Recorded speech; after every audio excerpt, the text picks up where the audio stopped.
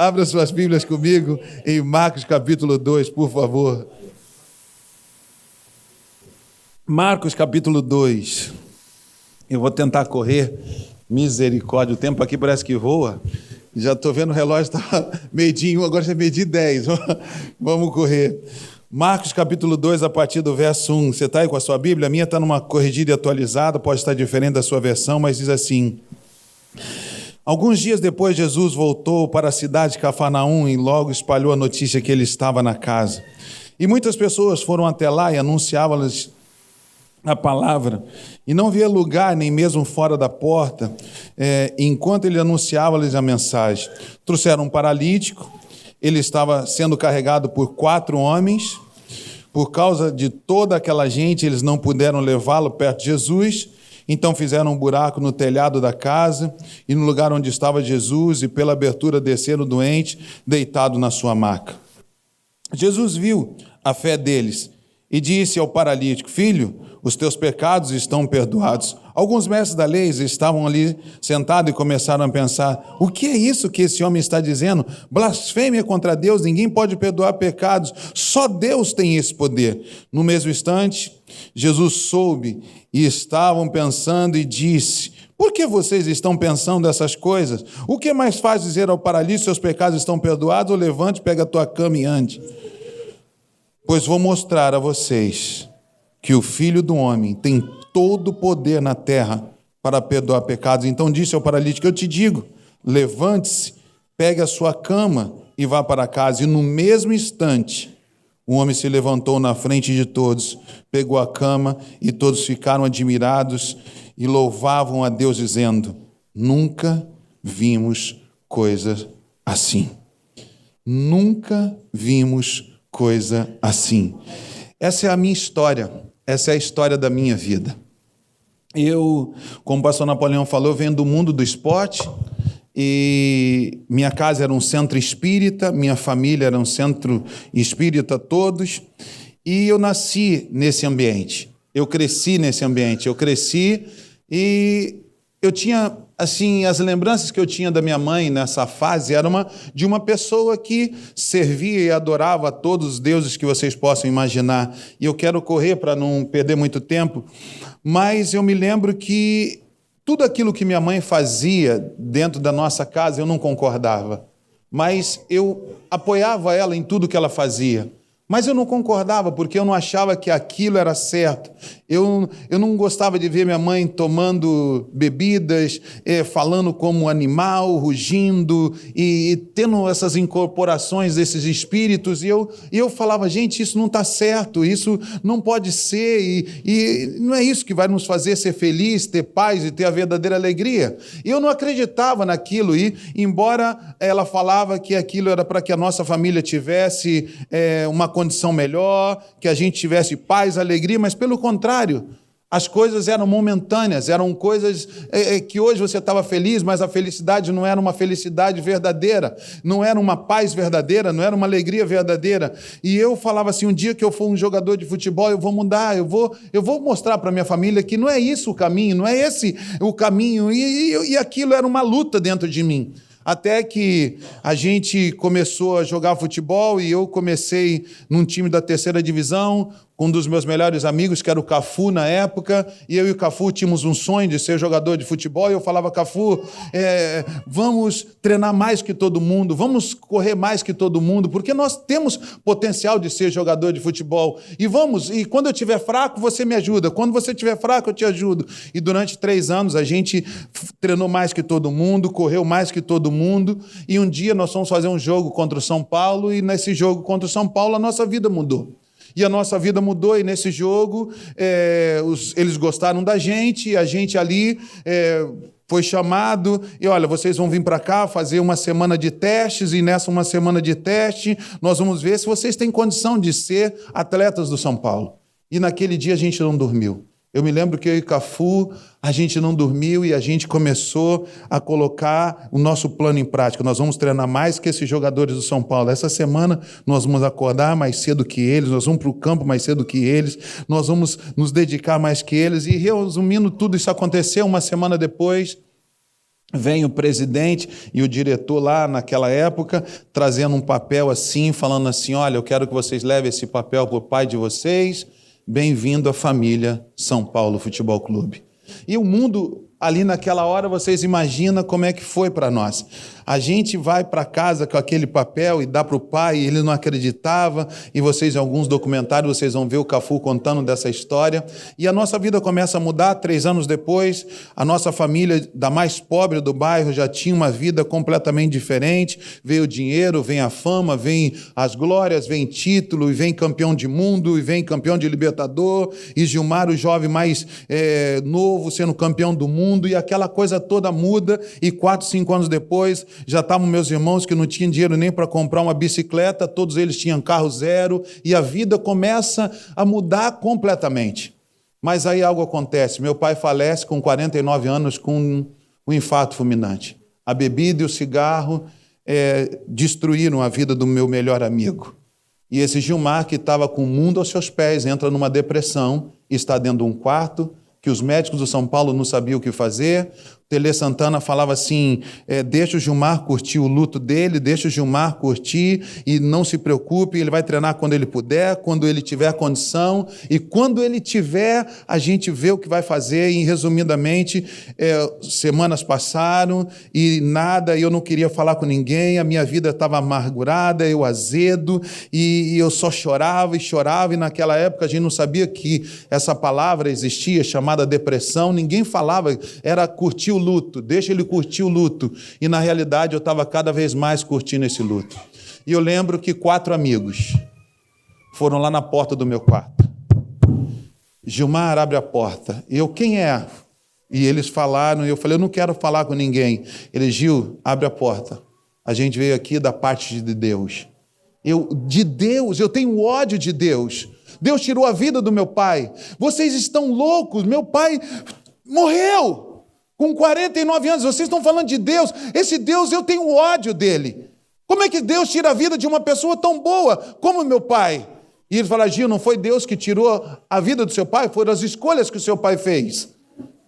E eu falava, como assim? Vocês estão loucos? Vão embora, não quero que vocês fiquem na porta. E resumindo, eles ficaram ali e eles insistiram. Eu não sei se foi 1 hora, 2, eu não sei quanto tempo foi. Mas eu tive que abrir a porta. E quando eu abri a porta, eu estava abrindo a porta para o meu milagre. Aleluia. Naquele dia, eles ficaram comigo quase uma tarde inteira, me falando de Deus, falando da Bíblia, me explicando coisas que eu não entendia. E eu perguntava, e eu questionava, eu perguntava, eu questionava, eu perguntava, e eles respondendo. Mas eu posso dizer para vocês, uma oração. Depois de quase 3, 4 horas de conversa, falaram assim, Gil, o que nós podemos fazer mais por você é orar. E nós queremos orar por você. E naquele momento, aqueles 4 jovens orando por mim, eu nunca imaginei que jogador de futebol tinha tanta autoridade assim. Eu zoava. Olha, se tem uma pessoa que era assim, terrível, era eu e Cafu. Esses caras, eles paravam para comer e eles sempre fechavam os olhos, né? E a gente ficava esperando eles fechar os olhos e abaixar a cabeça para a gente dar o pedala Robinho. E aí eles diziam, você é terrível, você não tem jeito. E eu começava a rir e perseguia eles lá fazendo os estudos da Bíblia. E a gente lá passava e eles estão lá lendo a Bíblia. Eu e Cafu chegava lá com as nossas revistas das nossas amigas e colocava do lado da Bíblia deles. E eles falavam assim, Gil, um dia você vai ser crente. Meu irmão, eu sou crente de outra religião, não sei o quê. E ele, Gil, um dia você vai ser crente.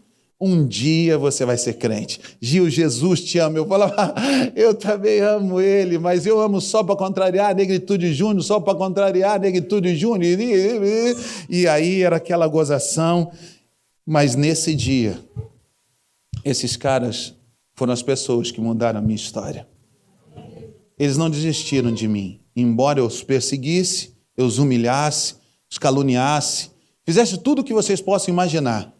Mas esses caras continuavam ali, crentes e testemunhando de um Deus que eu não conhecia. E eu posso dizer para vocês, no momento mais difícil da minha vida, o momento mais louco da minha vida foram esses caras que foram lá, me colocaram numa maca e falaram: hoje nós vamos para uma reunião de atleta de Cristo. E eu falei: eu indo entrar numa igreja? Desculpa, cara, eu não posso entrar numa igreja. Cara, você tá louco, cara, eu não posso, cara. Não, cara, não é. Gil, você vai para a reunião, sim. Você vai para a reunião, 6 horas nós vamos pegar você vai para a reunião, você vai para a reunião. E, cara, assim, eu fui como carregado naquele carro com eles. Mas quando eu cheguei, eles estavam assim, num ambiente como esse. Era só atletas. Do Palmeiras, do Corinthians, do Santos, Nacional, os meninos do atletismo, as meninas. E, cara, sabe o que eu gostei? Tinha umas meninas bonitas. Eu falava: gente, crente não é tão esquisito. Eu tinha medo de crente. Do lado da minha casa tinha uma igreja pequenininha e o pastor gritava. Eu falava: está batendo nos irmãos. E gritava, e saiu com a Bíblia preta e tal. Você é do diabo, essa bola é ovo do diabo. E tudo era diabo. Eu falei: não, minha bola não é do diabo, não. Minha bola não é do diabo mesmo. Esse pastor é louco. E a gente tinha um medo dele. Vinha o pastor lá, a gente já corria para cá. O pastor vai falar que você é do diabo, você é do capeta, a bola nossa é do inferno. E eu tinha um medo, eu falei: vou entrar na igreja e ficar aleluia, aleluia. E eu achava que vocês eram esquisitos. Eu tinha medo de vocês. E eu nunca passava perto de uma igreja. Eu falava: gente, não dá para ir perto de igreja só tem maluco. E imagina eu chegar lá e aleluia, irmão, aleluia, irmão. Eu falei: não é para mim. Gil, mas não é assim, nem todas as igrejas são assim. Você tem que ir lá conhecer uma rapaziada legal. E eu falava: cara, eu não tenho, não vou, e com medo. E eu falei: vou dar um migué neles, vão vir no quarto, eu vou lá para o quarto do Cafu. E aí fui para o quarto do Cafu, falando: Cafu, os crentes querem levar eu para a igreja hoje. Os crentes querem levar eu para a igreja. Ele falou: não vai não, você não vai não. Que isso? E as primas? As primas, não, você não vai, não. Gil, pelo amor, Gil, não brinca com essas coisas, isso aí pega, hein? Os caras vão começar a falar: aleluia, aleluia. Eu falei: é isso aí, eles querem que eu fique assim. Não vou. E fiquei lá no quadro do Cafu. Aí daqui a pouco, pum, na porta, eles me descobriram, falaram que eu estava lá no quadro do Cafu. Eu falei: abre a porta você, Cafu, abre a porta, fala que eu não tô. E aí eles entraram: Gil, é mentira, eu sei que você está aí. Pode sair daí. Você vai para a igreja hoje. Vem, vamos, vai para a igreja, você vai para a igreja. E eu fui para a igreja. E eu cheguei na igreja. Depois do louvor que eles estavam cantando, eu nunca esqueço a música que eles cantavam. Eu sempre digo isso. A alegria está no coração de quem já conhece a gente. E tem uns crentes da minha época aqui. Aleluia.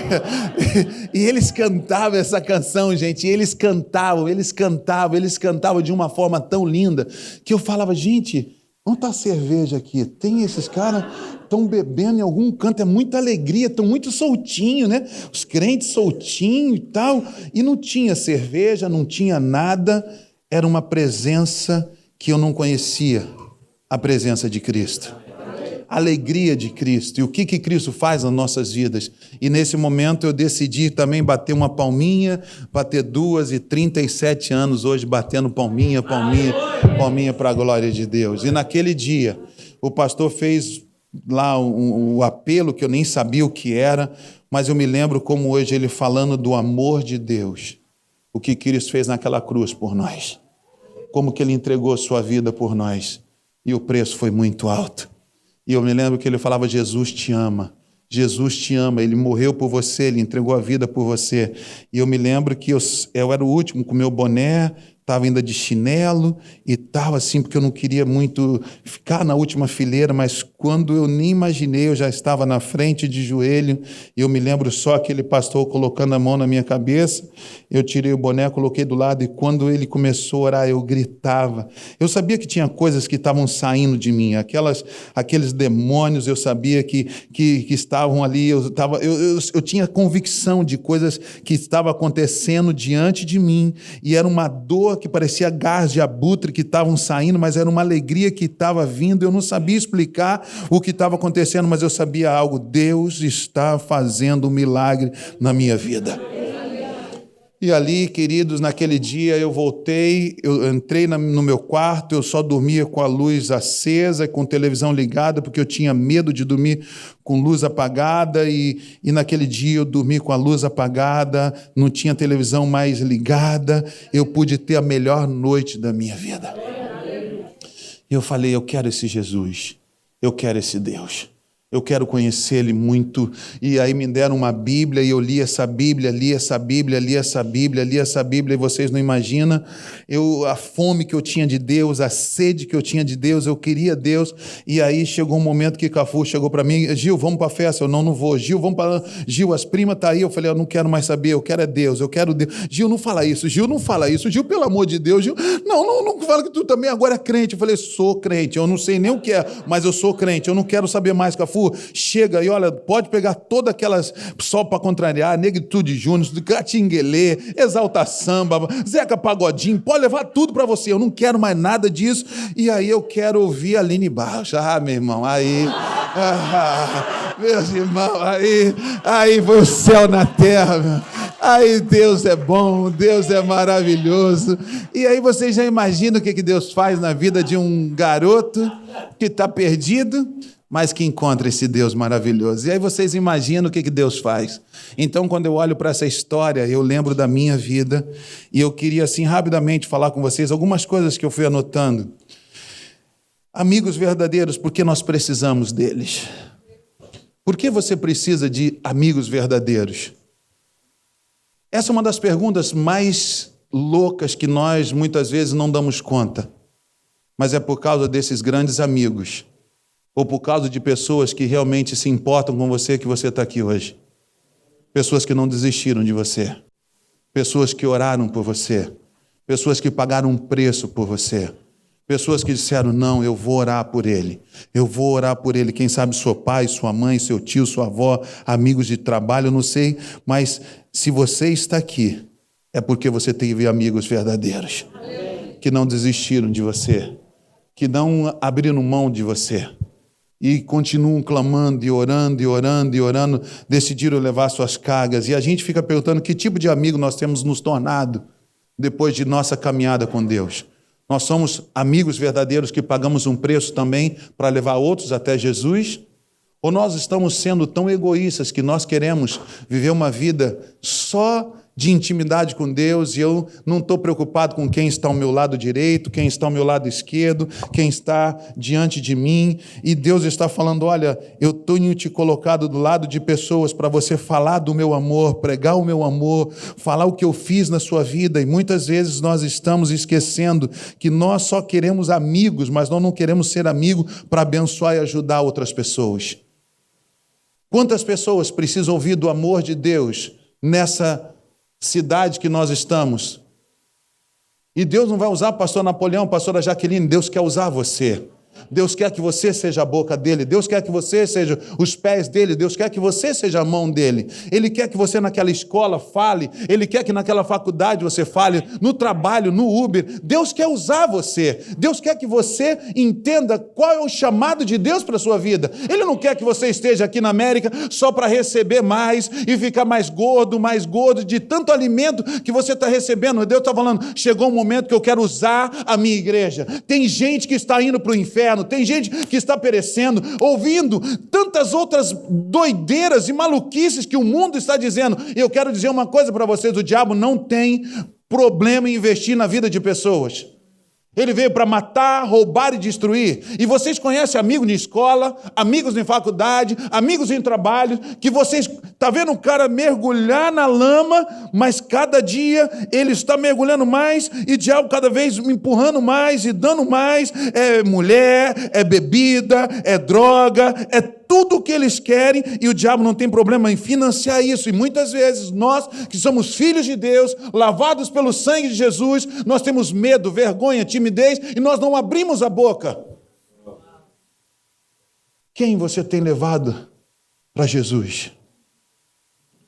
Quem você tem colocado na marca da sua oração e levado alguém para Jesus? Quem de verdade nesse mês você teve a coragem de abrir a boca para pregar Jesus? Como é que está? Quantas vidas vocês estão ganhando para Jesus? Quantas pessoas vão para o céu por causa da sua oração?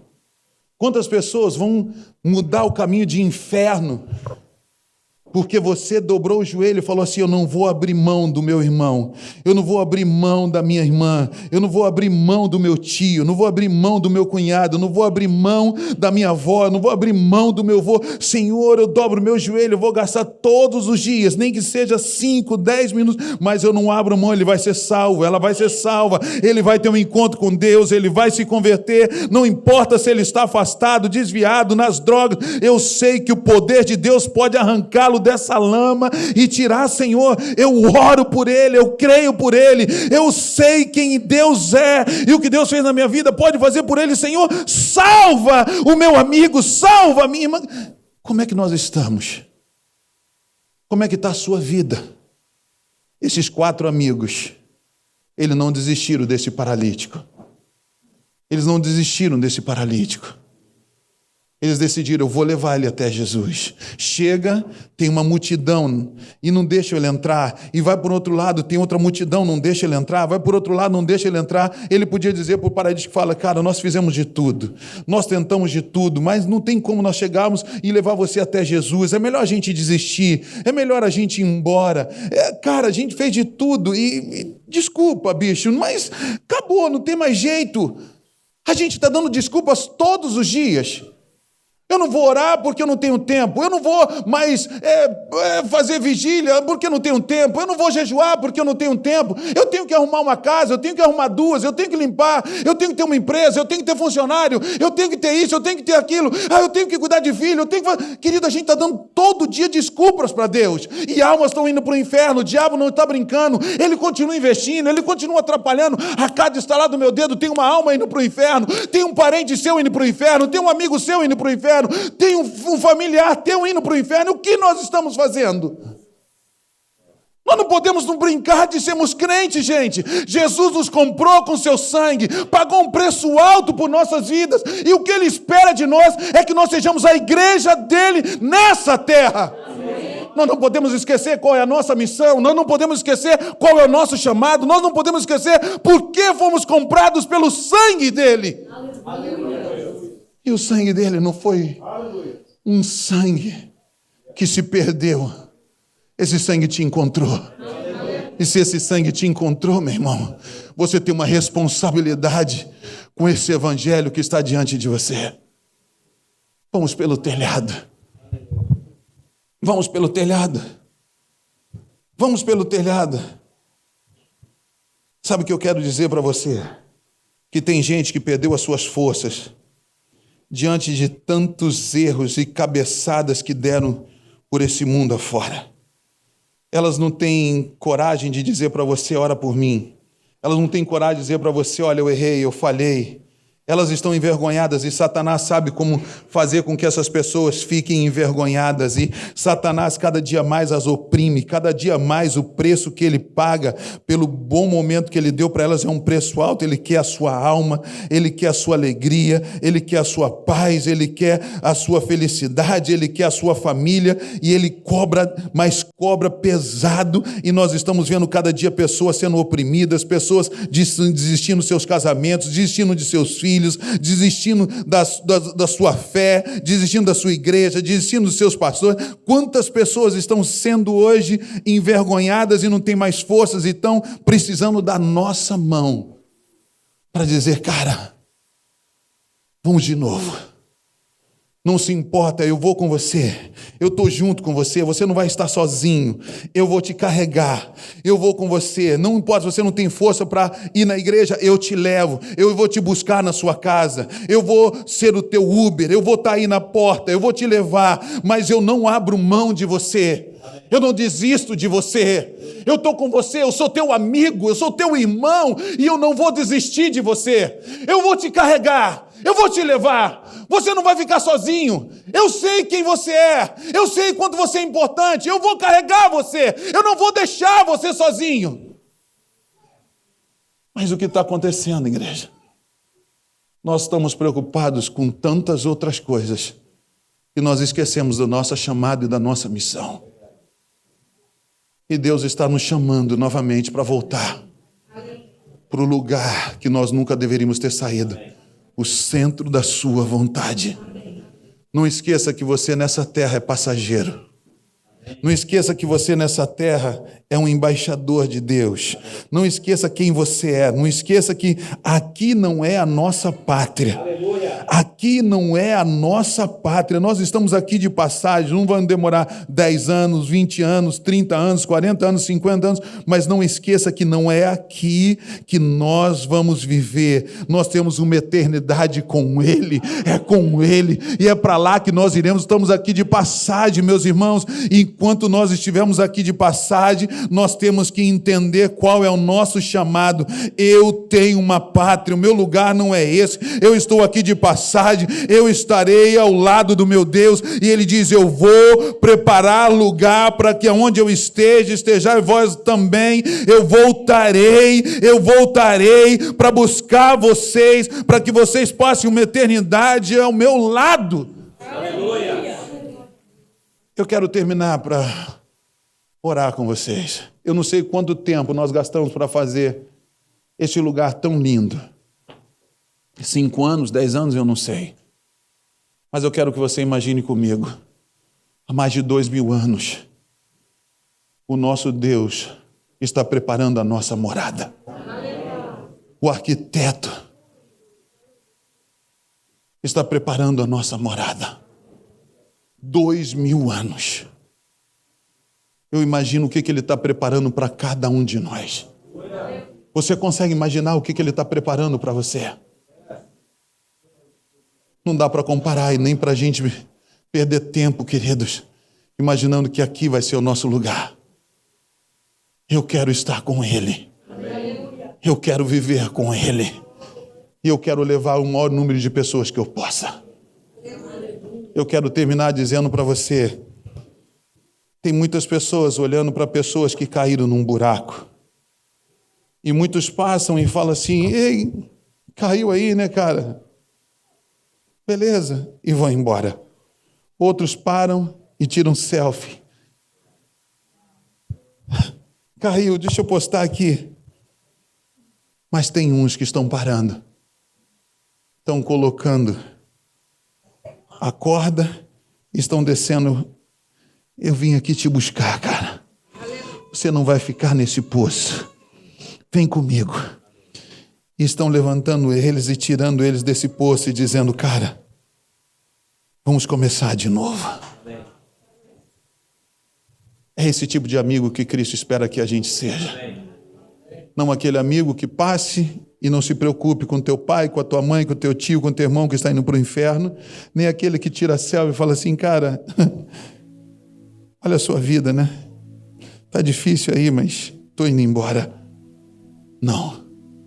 Nós seremos a geração, queridos, que vai incendiar novamente aqueles que estão apagados com o fogo do Espírito Santo de Deus que habita em nós. Nós seremos essa igreja, que essa igreja vai incendiar. Você vai passar todos os dias, a partir de hoje, pegando o seu telefone e dizendo: meu telefone não vai ficar mais desligado. Meu telefone vai mandar uma mensagem para alguém. Meu telefone vai ser um instrumento poderoso para abençoar alguém. Meu telefone vai mandar mensagem. Meu telefone vai ligar para alguém e falar: ei, eu estou orando por você. Eu me preocupo com você. Mãe, como é que você está? Pai, como é que você está? Quem sabe o dia das mães é o dia de você evangelizar a sua mãe. Mas ela fez tanto mal para mim, pastor.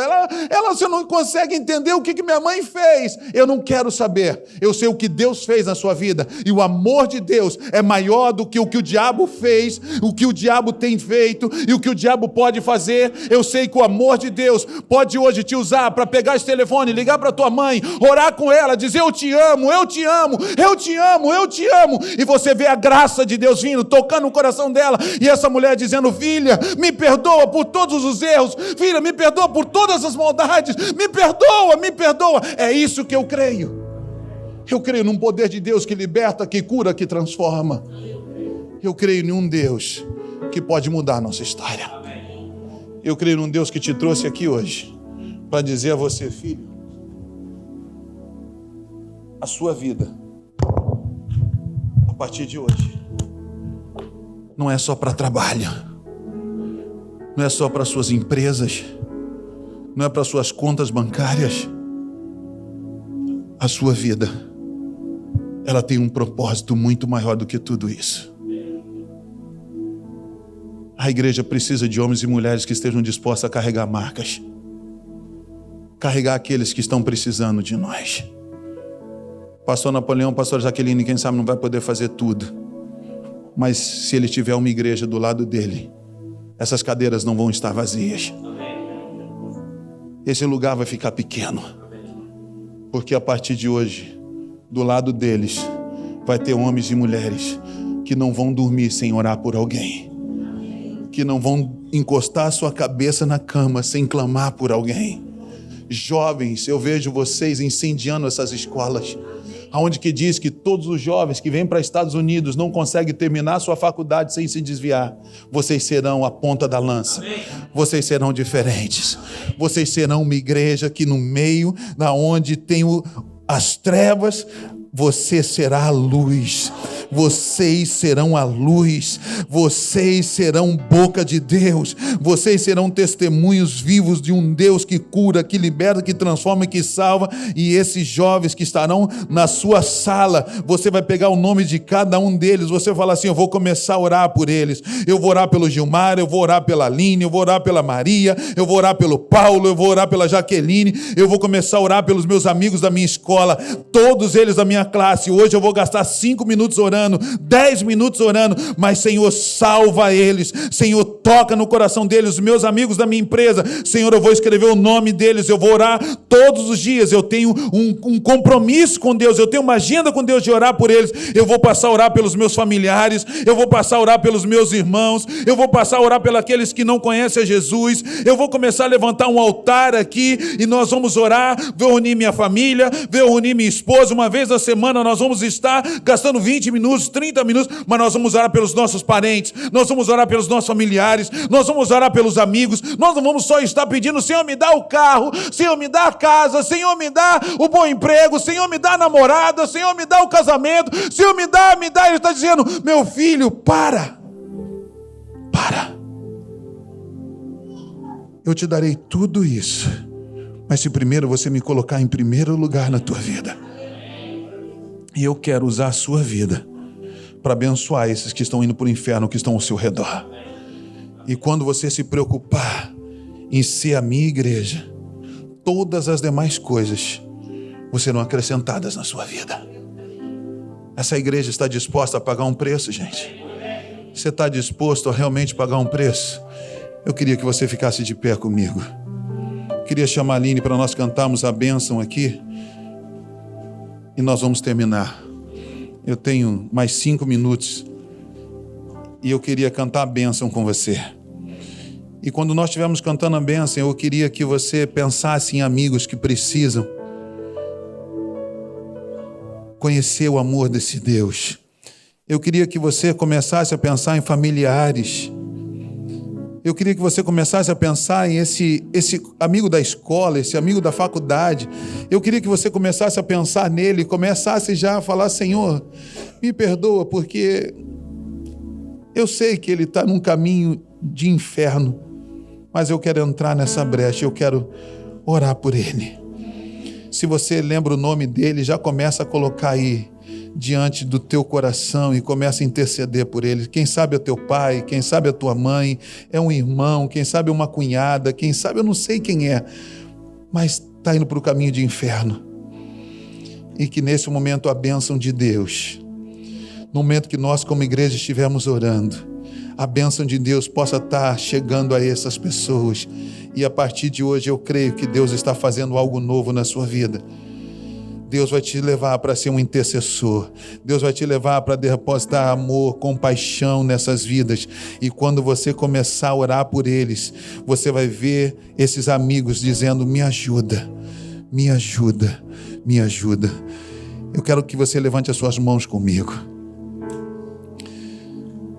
Pai, eu oro por cada um dos meus irmãos que estão aqui.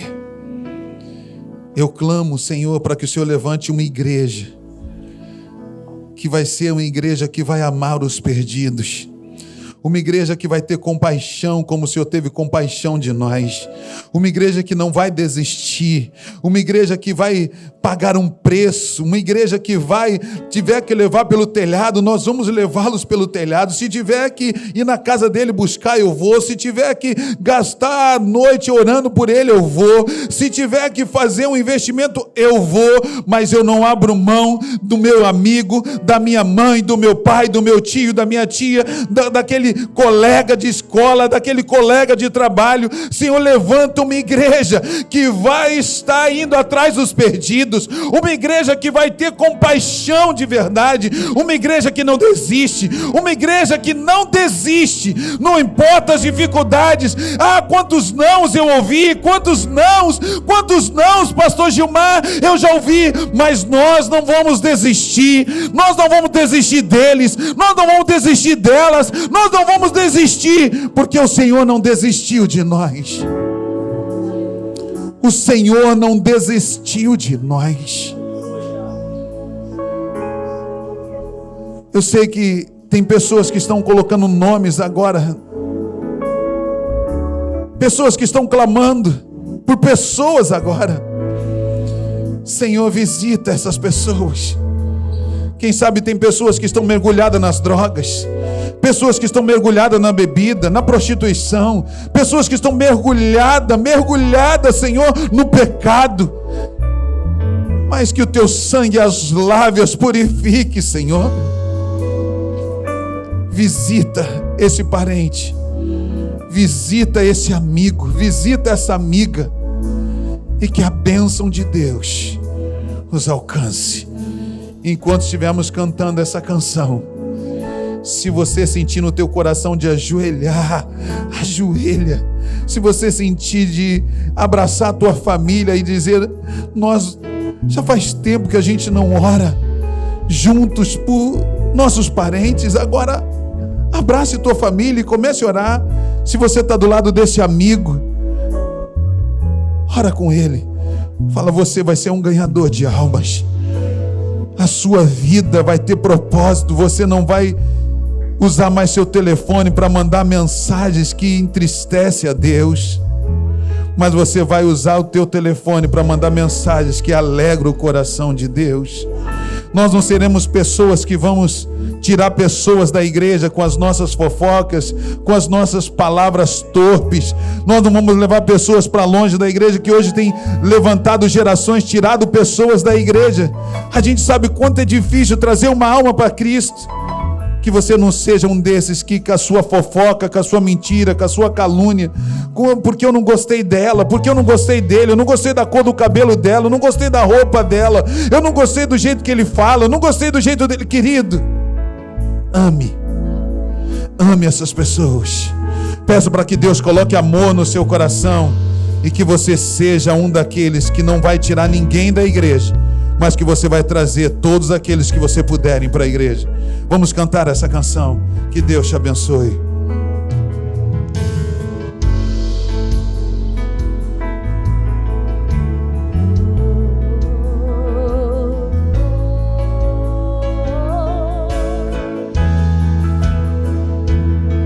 Que a bênção se derrame até 1000 gerações, tua família e teus filhos e os filhos dos teus filhos. Que a bênção se derrame até 1000 gerações, tua família e teus filhos e os filhos dos teus filhos. Sua presença te acompanhe, onde cai, onde ande, teu lado me enche. É contigo, e